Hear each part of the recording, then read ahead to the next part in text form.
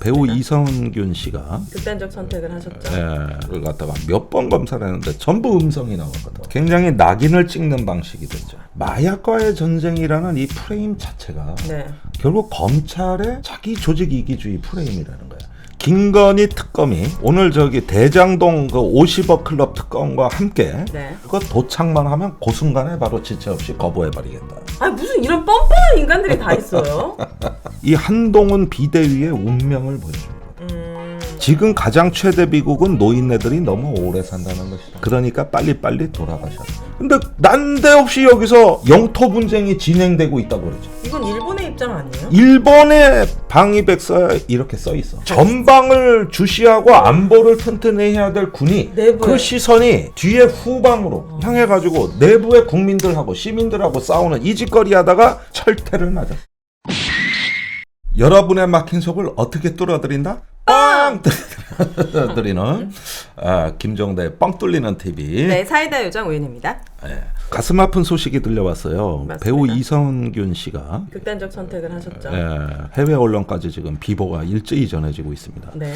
자, 여기서 굉장히 지금 언론이 조심스러워하는 대목은 뭐냐면은 네. 이 마약 수사 받다가 극단적 선택을 했다는 거에 대해서 언론이 같이 판단하는데 굉장히 신중해요. 무슨 얘기냐? 네. 수사가 너무 가혹했던 거 아니냐? 마약과의 전쟁이란 게 그게 맞는 프레임이냐? 네. 이 문제 제기를 할 만도 한데 사실은 한국의 마약 문제가 심각하고 마치 마약 수사가 무리한 수사라는 걸로 비춰질까봐 네. 언론이 이 경계선에서 이제 와서요?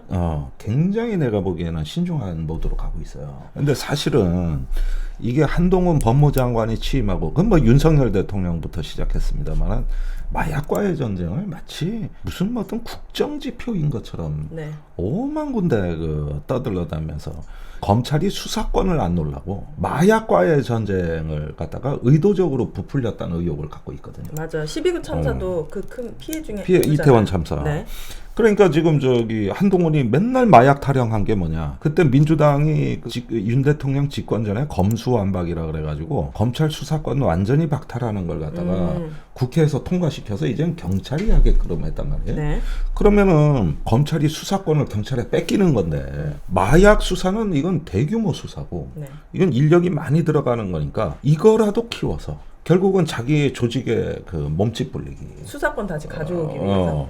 이런 쪽으로 지금까지 의심을 받다 보니까 본의 아니게 진짜 마약이 전쟁처럼 수사가 됐고 네. 그래서 이성균 씨는 모발이라든가 신체 다른 어떤 그 부위에 이걸 갖다가 몇 번 검사를 했는데 전부 음성이 나왔거든. 심지어 3차 소환 때는 그 이성균 씨 측의 변호사가 비공개 소환을 해줬으면 좋겠다라고 요청을 했는데 그것도 거부당했고 본인이 계속 억울하다면서 이제 거짓말 탐지기도 이성균 씨가 또 요청을 했다고 해요. 억울한 부분이 분명히 있어 보이긴 하는데 저는 그 전부터 너무 과하다고 생각했던 게 어떻게 이렇게 증거가 직접적으로 없음에도 불구하고 이성균 씨를 거의 특정할 만한 A씨라고 했지만 작품 내용이나 하루 만에 실명이 까졌어요. 네, 뭐 이렇게 언론에 그냥 대대적으로 보도해버리는 그러니까 음성이 이미 나와도 네. 이 사람의 배우로서의 생명을 끝낼 수밖에 없을 정도로 굉장히 낙인을 찍는 방식이 됐죠. 보니까 3개월 동안 2,700건이 넘는 언론에 보도가 된 거예요. 네. 그러니까 이걸 어떻게 견디면 심지어 공영방송 박민의 KBS에서는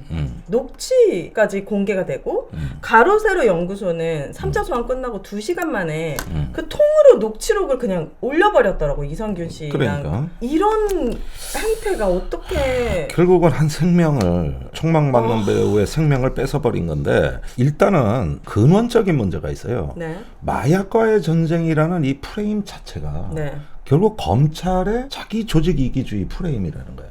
이게 실제로 마약을 줄일 수 있느냐? 우리가 마약과의 전쟁하면 여러분 이거 어디서 많이 본 장면인데 미국의 레이건 대통령이 1980년대 말에 내놓은 프레임이에요. 그때 레이건 대통령이 했던 방식이 뭐냐면 마약을 하는 거는 비정상인 자기 절제력이 부족하고 일탈한 애들 이런 사람들이나 하는 어떤 처벌의 대상으로 몰고 가서 전쟁이 된 건데 네. 이게 마약을 근절 못 시켰단 말입니다. 근데 네덜란드 같은 나라는 마약이 비범죄화예요. 마약을 단속하다 안 되니까 이걸 사법당국이 개입하지 말고 보건당국이 개입해서 치료와 회복의 개념으로 접근하자. 오히려 이게 효과를 보고 있단 말이에요. 아, 그래. 미국의 경우에 마약 사범이 감옥에 갇히거든요. 자, 그럼 비용을 계산해봐. 이 사람을 감옥에 보내서 먹이고 입히고 재워야 돼. 그런데 드는 비용이 더 많이 드냐? 아니면 이 사람을 정상인으로 취급해주면서 재활과 치료에 도움을 주고 국가가 따뜻한 손길을 내미는 게 더 비용이 많이 드냐? 모르겠는데. 당연히 감옥이 많이 들지. 아, 많이 들어요? 그렇지. 그 교정시설 운영에 그래요? 경비 인력에 그런데 왜 돈이 많이 드는 방향으로 가냐면 범죄식이 있기 때문에. 그런데 저는 한 가지 불만인 것은 이거는 진짜 그 우리 의원님처럼 성숙된 사람들이 고민해 볼 수 있는 문제인 거고 추후에 이 윤석열 정부가 마약과의 전쟁을 선포한 이후에 국민의 입장으로서 아 진짜 시원하다 뭔가 잡았구나 대단하다라고 느낀 사건보다는 그때 조작해가지고 민간 커피숍 했던 사람 뭐 마약 그 사건이 되고 있었죠. 그리고 지드래곤 또 결국 다 검사했는데 안 나와서 연예인들 난리치고 지금 이성균 배우까지 이렇게 됐단 말이에요. 네. 근데 이성균 배우가 한참 언론으로 도배됐을 때 동시에 무슨 일이 있었냐면 의전비서관의 자녀가 9살짜리가 구주 학폭 예. 이런 대통령실에서 계속 어떤 관련된 사건 사고들이 있었는데 이걸 덮기 위한 거 아니냐라는 의혹이 생길 정도로 연예인들이 진짜 한낱 자기네들 그냥 쓰다가 버리는 그런 용도로 혹시 생각하는 거 아닌가.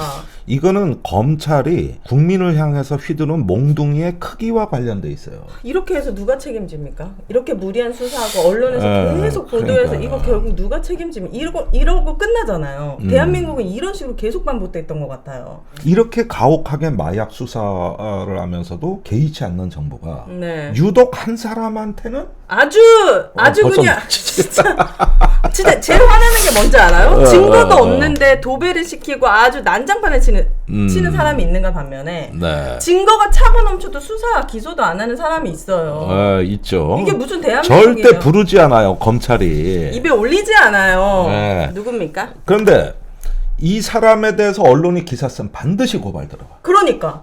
그런데 벌써 한두 명이 아니야. 여러 언론들이 지금 철퇴를 맞았어. 세상에서 없어져야 할 괴물 같은 가로세로 연구소 이런 데는 막 대통령 부부가 추석 선물 보내고 국민들이 알아야 될 사실에 대해서 보도한 언론은 막 대표 데려가가지고 압수수색하고 막 이런 나라예요. 지금 무슨 이런 나라가 다 있어. 그러니까 지금 김건희 특검이 오늘 대장동 그 50억 클럽 특검과 함께 네. 국회 본회의를 통과했습니다. 통과했습니다. 네. 여당은 없더만요. 퇴장. 네, 퇴장. 거부한 거죠. 이게 그 나머지 야당 의원들의 이제 재석 의원 그 180석 전원 찬성 네. 해가지고 압도적으로 통과가 된 거예요. 그러니까 이번에는 진짜 야권 공조가 완벽에 가까울 정도로 180석이 찬성표가 나왔다는 건 네. 어마어마한 거죠. 네. 거의 한 표도 이탈이 없었어요. 네. 이렇게 해가지고 드디어 김건희 특검이 통과가 됐는데 아시다시피 이 특검 내용은 뭐냐면은 도이치모터스 주가 조작 혐의 등입니다. 네. 그렇게 그 기소도 안 되고 조사도 안 된 사건을 특별검사 20명을 투입해서 검사 20명을 투입해서 이걸 재수사하겠다. 당연히 통과돼야죠. 한 번도 소환도 안 하고 조사도 안 했잖아요. 예. 증거가 차고 넘치더만. 대통령이 실이 즉각 입장을 냈어요. 즉각이요? 이게 국회 본회의를 통과되면은 정부로 이송이 돼야 되거든. 네. 공문으로 가야 돼요. 네. 그거 도착만 하면 그 순간에 바로 지체 없이 거부해버리겠다. 아 무슨 이런 뻔뻔한 인간들이 다 있어요? 저희도 그냥 대통령 거부할게요. 이런 대통령이 있는 나라에서 산다는 내가 사랑하는 대한민국이 맞는가 싶을 정도로 이렇게 명분이 뭐예요? 왜 거부한다는 거예요? 악법이래. 그 총선 앞두고 악법이래. 악처가 아니고 악법이래요? 정확하게 악법이라고 했어요? 악법이라고요? 네. 이걸로 국정농단인가? 그거 다 조사한 거 아니에요? 자기네들이? 아니 그러니까 이게 총선 앞두고 특검법이 통과된 이유가 있어요. 이게 왜 지금이냐? 네. 원래 2월 달에 발의가 됐어. 그러면은 이걸 그때만 해도 김건희 그 의혹이 이 정도까지 더 확산되진 않았어요. 그 뒤에 명품백 나왔지, 뭐 명품 쇼핑도 나왔지, 계속 터졌는데 그때는 도이치모터스 하나 정도였는데 지금 일이 더 커진 양평만 해가지고 양평 고속도로 터졌지. 네. 그런데 그때 국회법에 의하면은 이게 패스트 트랙으로 지정돼서 빨리 본회의에 상정은 됐는데 그럴 때는 여야 간에 첨예한 그 찬반 입장이 갈리니까 240일이라는 숙려 기간을 두도록 돼 있어요. 숙고 기간을. 네. 그래서 첨예하게. 그게 지난 거야. 240일이. 네. 그래서 이제 통과시키는 건데 국민의힘이 그때 통과시켜줬으면 총선하고 아무 관계없지. 그러면 거부권을 바로 행사한다고 했으면 그 이유는 어떻게 되는 거예요? 200석도 넘어야지 되는 거죠. 그러면 제의 요구가 되거든요. 네. 그러면 국회에서 제의를 해야 되는데 이때는 과반수 찬성이 아니라 그러니까. 3분의 2가 200석 이상? 200석이 되는 거죠. 그러니까 국회의원 300명이 재석이면 네. 200표가 나와야 되는데 네. 국민의힘 의석수가 100석이 넘거든. 그러니까 공천 못 받은 사람들 데려오면 되잖아요. 나가리들. 그것 때문에 네. 공천 자체를 늦춰버렸지. 아. 국민의힘이. 진짜 그 잔머리 대박이네 진짜. 그게 그 공천관리위원회라고 줄여서 공관이라 그래. 네. 이게 원래 2월에 활동을 다 끝내야 네. 3, 4월에 이제 선거운동 후보 등록도 하고 준비하는데 네. 그러려면 공관위를 지금 구성해야 돼. 그래야 공천심사, 자격심사 이런 것들 다 하고 인재 영입도 하고 이래서 공관위를 구성해야 되는데 전에 김기현 대표가 하고 나갔어야 되는데 네. 안 한다고 돌연 연기를 해서 그때 이 김건희 특검 통과를 예상했던 거예요. 그러니까 공관위를 돌연 연기를 한 게 이게 김건희 특검 때문이다. 이게 뭐 이준석 등 네. 그쪽 사정에 밝은 사람들의 해석.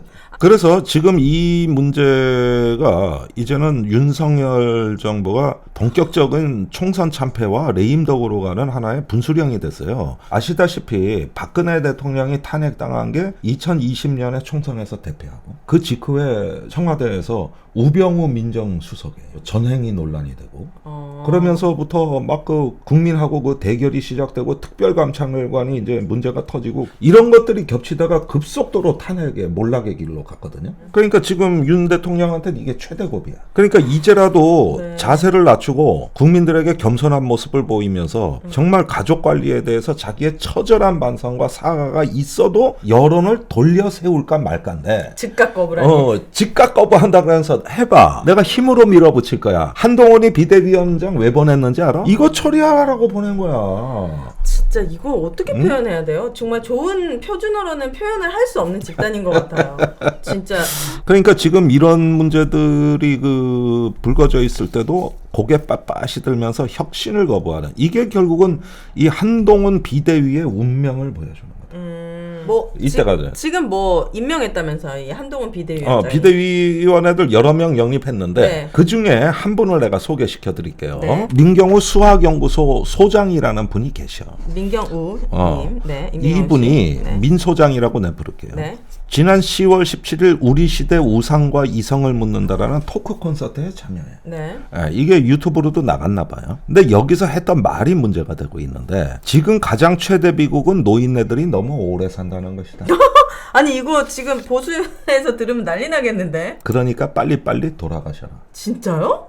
이 사람 몇 살인데요? 자기는 나이 안 먹어요? 아니 왜 그러는 거예요? 무슨 얘기를 하다가 이런 얘기를 하게 된 거예요? 아니 그러니까 이게 무슨 갑자기 왜? 저기 정치의 우상과 이성을 믿는 거에서 젊은 세대의 사회적 역할론을 자기가 강조하다 보니 나온 말이래. 근데 왜 빨리 죽어야 된다 이렇게 막말까지 하는 거예요? 아니 빨리 돌아가셔야 된다. 나는 정치권에 있는 사람한테는 처음 듣는 얘기거든요. 근데 이 사람을 영입했다는 거야? 한동훈 비대위원으로 비대위원으로 영입했는데 어떻게 그 외에도 여당에서- 흥미로운 사람들이 네. 많아요. 그런데 그건 내가 다음번에 상세히 해지기로 하고 이 민 소장이 사과는 했어요. 사과 취지를 즉시 밝힌 바 있다. 어르신을 비하할 생각은 추워도 없고 신중치 못한 표현에 대해 다시 한번 정중히 사과드린다. 네. 그런데 엎질러질 말이야. 이 정도 사과로 안 돼. 그러니까 너무 막말이네. 한동훈 이런 이분은 말을. 인사검증 쪽으로는 약간 처참한 수준인 것 같아요. 그냥 살펴보지도 않고 누가 좋다거나 누가 추천하거나 하면 바로 영입하나? 좀 알아보고 살펴보고 좀 그 사람이 뭐 했는지를 좀 무슨 말도 했는지를 좀 알아봐야지 되는데. 세평이라는 게 있어요. 세간의 평가도 들어보고. 그래서 최고의 인물, 가장 존경받는 분들을 얼마나 모시냐인데 상당수가 듣보잡이야. 네, 심지어 이렇게 막말한 사람들. 내가 아는 사람 한두 명 빼고 이 사람이 누구더라.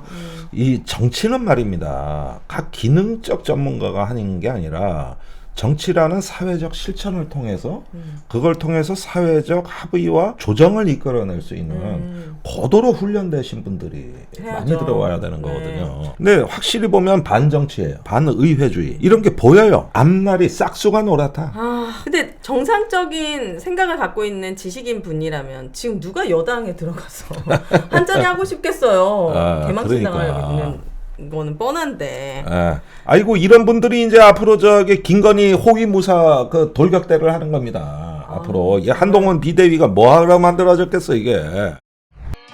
남자의 자존심은 바로 강력한 남성 기능에서 나옵니다. 발기부전, 전립선 문제 혼자 끙끙 앓지 마시고요. 이젠 언제 어디서나 코코메디로 간편하고 편리하게 해결하세요. 코코메디는 식약처 인증 의료기기 3등급입니다. 한국, 중국 기술 특허가 등록이 되어 있고 하루에 10분으로 디지털 방식으로 아주 사용이 간편합니다. 한 번 구매로 반영구적으로 사용이 가능하고 10년 이상 판매를 했기 때문에 쌓은 노하우와 신뢰도를 자랑합니다. 부부가 행복해야 가정이 행복합니다. 지금 바로 이벤트 참여하세요. 코코메디에서는 2024년도 새해 특별 할인 판매를 진행하고 있습니다. 더불어 사은품도 같이 준비했습니다. 네, 그동안 그 구매를 망설였던 분들 많아요. 이번 기회에 한번 구입해 보십시오. 이벤트 참여 방법은 포털 검색창에 코코메디 이벤트 또는 대표번호 080-255-0000으로 전화주세요. 남성의 자신감은 코코메디. 나의 보험 가입 상태를 믿을 수 있는 보험 전문가가 정직하고 객관적으로 체크해서 공정한 평가와 합리적 대안을 제시하는 마이보험 체크를 소개합니다. 자, 마이보험 체크는 보험 가입자의 이익을 가장 중요하게 생각합니다. 이미 가입된 보험이 적합한지 체크해서 꼭 필요한 보험 계약들은 잘 유지하시라고 말씀을 드리고 불필요한 보험이나 부족한 부분은 현재 상황에 맞게 보장 분석을 도와드립니다. 마이보험 체크는 35개의 손해보험 그리고 생명보험사를 취급하고 있기 때문에 한 회사만 추천해 드리지는 않고 있습니다. 고객에게 가장 필요하고 합리적인 상품을 제안해 드립니다. 마이보험 체크 연락하셔서 무료로 상담 설계 받아보시기를 추천합니다. 홈페이지에 한글로 마이보험체크.com 카카오톡에서 마이보험 체크 채널 추가 또는 대표 전화 1800-7917로 상담 전화 가능합니다. 잠깐 여기서 중요합니다. 최근 마이보험 체크 이름을 똑같이 도용해서 홈페이지 도메인을 운영하는 회사가 많다고 합니다. 심지어 마이보험 체크가 맞냐고 물어보면 맞다고 사칭까지 한답니다. 그렇기 때문에 마이보험 체크에 주황색 손 마크를 꼭꼭 확인하시고 1800-7917 대표 번호가 맞는지도 확인 부탁드립니다. 보험은 마이보험 체크. 어쨌든 앞으로 또 어떤 일들이 있는지 지켜보기로 하고 국방부에 대한민국 국민이라면 뚜껑이 열릴만한 소식이 실렸다고 하는데요. 뭡니까? 여러분들 그 12.12 군사반란을 다룬 서울의 봄보다 더 심장박동수 올라가는 사연이다. 그만 좀 해요. 아니 심장 근데 밥이 오겠네 진짜. 이런 거를 우리가 직시하는 것도 우리의 힘이자 용기이기 때문에 성질나라고 하는 것이 아니라 네. 제대로 실체를 알자는 취지입니다. 실체를 알자. 국방부가 12월에 최근이에요. 장병 정신교육 교재를 발간해요. 원래 이건 있는 거예요? 이건 장병들. 5년에 한 번씩 개정해요. 아, 정신교육이요? 정신교육. 크게 보면은 두 가지 문제가 보이는데 우리 고유 영토 독도가 여기 책이 이게 두꺼워 한 200페이지 가까이 되는데 네. 거기에 11번 지도가 나오는데 하나도 표기가 안 돼. 독도가. 11개의 지도가 나오는데 하나도 표기가 안 된다고요? 표기가 안 되는데. 독도를요? 이런 건 무심히 지나갈 수도 있어. 독도가 작으니까 잘 안 보인다 이렇게 해서 무심히 어떨 땐 지나칠 수도 있는데. 그러면 안 되죠, 독도인데. 근데 그 논리가 여기에 197페이지에서 198페이지에 독도 얘기가 나오는데 네? 그대로 읽어드릴게요. 한반도 주변은 중국, 러시아, 일본 등 여러 강국이 첨예하게 대립하고 있다. 이들 국가는 자국의 이익을 위해 군사력을 해외로 투사하거나 다오디데오, 일본명 센카쿠 열도, 쿠릴 열도, 독도 문제 등 영토 분쟁도 진행 중에 있어 언제든 군사적 충돌이 발생할 수 있다. 이 대목입니다. 그래서요. 그래서 표기를 안 했다는 거예요? 뭐예요? 여기서 있잖아요. 네. 우리 정부 공식 입장은 독도에서 영토 분쟁은 없다. 원래 우리 건데 근데 왜 분쟁을? 우리 영토인데 웬 영토 분쟁이냐? 그건 일본이 그냥 시비 거는 거야. 우리는 영토 분쟁 안 해. 우리 거야. 역사적 법적으로 독도는 대한민국 영토야. 네. 그런데 이걸 영토 분쟁화하겠다는 게 일본 전략이야. 네. 그러면 분쟁 지역이다 아니다가 왜 중요하냐면은 이게 분쟁 지역이라고 인정이 되면 국제 사법재판소로 갖고 갈 수 있는 거야. 거기서 재판을 받자.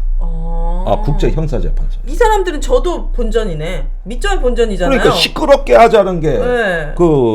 기본 전략이니까. 네. 근데 우리는 그런 분쟁에 응할 생각도 없고 그런 분쟁 지역도 아니고 독도는 원래 우리 영토였고 지금 실효적으로 지배하고 있는 우리 영토인데 그러니까요. 영토 분쟁 같은 소리 하지 마라.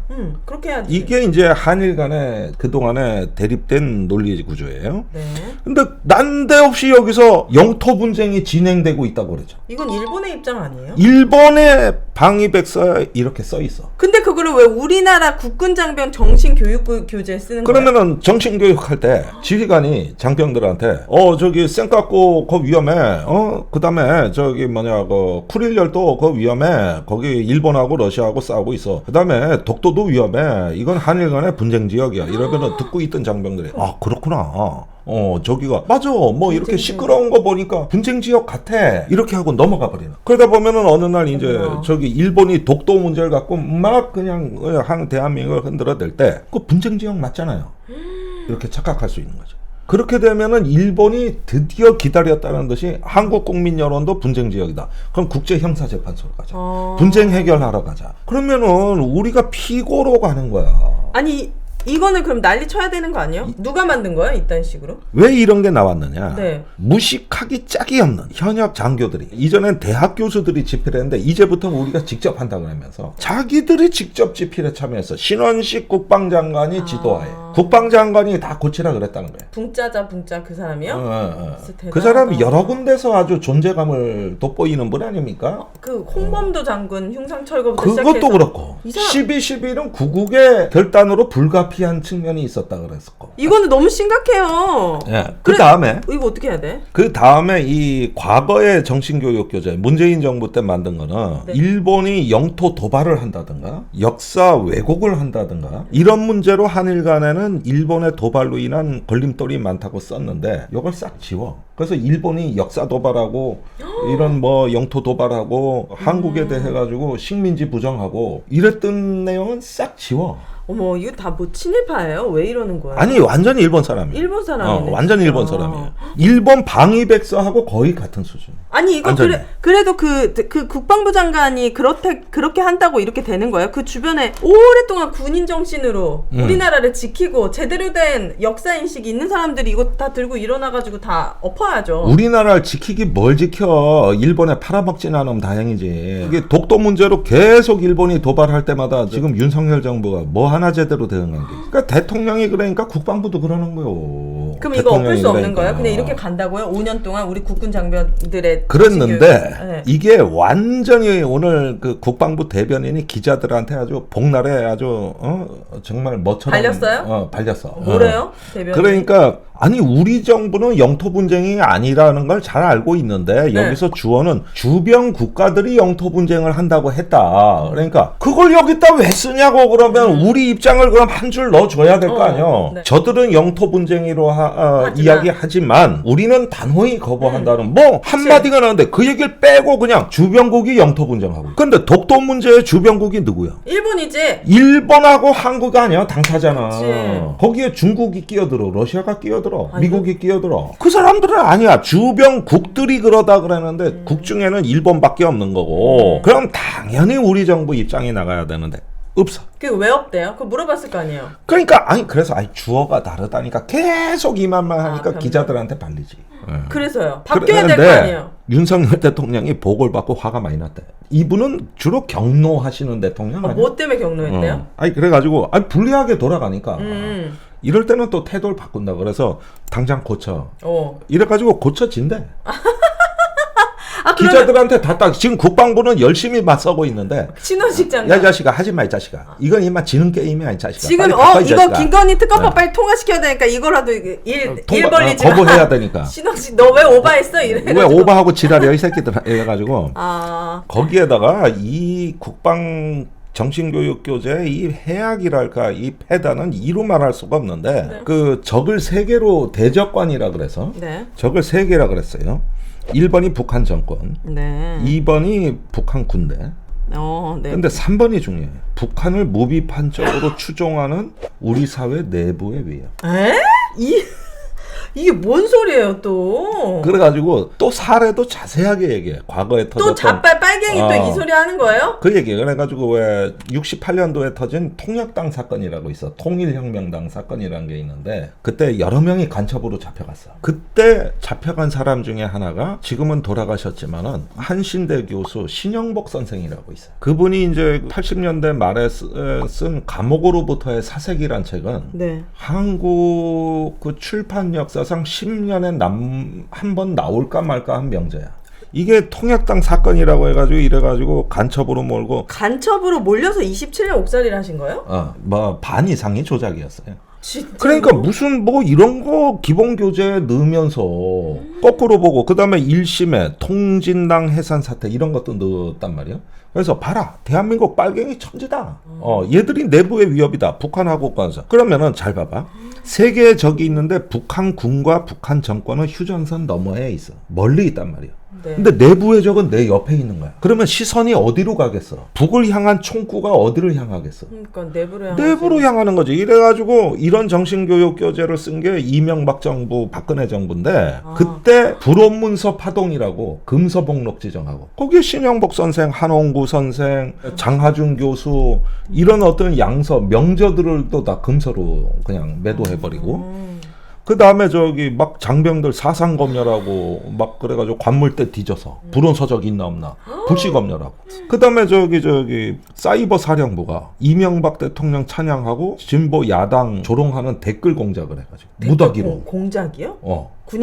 군인들이 앉아가지고 그 짓 하는 거야. 이거 댓글 다는 거. 그래가지고 나중에 처벌받고 이게 다 내부의 적과 싸운다는 논리에서 나온 거야. 너무 약간 진짜 약간 너무 야만적이다. 전방을 주시하고 안보를 튼튼히 해야 될 군이 내부에. 그 시선이 뒤에 후방으로 향해가지고 내부의 국민들하고 시민들하고 싸우는 이 짓거리 하다가 철퇴를 맞았어. 그러니까 원죄가 너무 큰 사람들이 국가의 리더와 그런데 중심이 이번에 되니까. 그 사람들이 기한해서 또 이 짓을. 그러니까 네. 자기네들 원죄가 크니까 자꾸 이걸 덮으려고 하다 보니까 지금 이런 무리한 수가 나오는 거 아니에요. 그러니까 역사 수탈 이렇게 독도 왜곡 같은 거 일본에 대한 찬양 이승만 찬양가도 나와. 그리고 군사 정권이나 권위주의 정권 시절에 무수히 잘못한 내용은 일부 과오가 있었다 한 줄. 반면에 내부의 시민들에 대해서는 이렇게 빨갱이가 많아서 자세히 장병들이 이런 사고가 갖춰진다면은 전부 뉴라이트 극우가 돼서 사회로 배출이 되는 거예요. 네, 그런 나라에 안 살고 싶어요. 지금도 충분히 괴롭거든요. 아. 그러면 이 내부의 적에 대해서 또 기자들이 질문했어요? 어.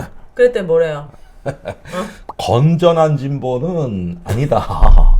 그러면은 또 뭐야? 거기서 또 나눠요? 건전한 진보는 위협이 아니다. 그러면 가만히 있다. 건전한 진보? 안 건전한 진보는 뭐예요? 그러면 불온한 진보가 있고 뭐예요? 건전한 진보가 있다는 얘기인데 그걸 왜 국방부가 나서서 지들이 판단하냐고. 그럼 어떻게 판단할 거예요? 국민들이 투표로 판단하는 거지. 그렇죠. 문재인 정부 시절에는 이건 내부의 적 세 가지 뭐였는데? 없었어요. 아예 없었어요? 내부의 적 없었어요.